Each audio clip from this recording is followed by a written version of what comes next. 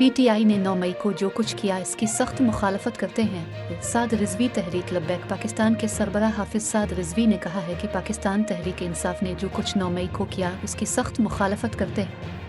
लाहौर में press conference करते हुए साद रिजवी का कहना था कि मुल्क में इस वक्त सियासी अफरा-तफरी है। हम सियासी और ज़ाती इंतकाम के खिलाफ हैं। सियासतदानों ने मुल्क के लिए कुछ नहीं किया। उन्होंने कहा कि PTI ने जो कुछ 9 मई को किया उसकी सख्त मुखालफत करते हैं। जो जिम्मेदार थे उनको पकड़ें और सज़ा दें। सियासत के लिए पाकिस्तान का नुकसान न किया जाए। उनका कहना था कि मुल्क में इंतखाबात एक साथ होने चाहिए।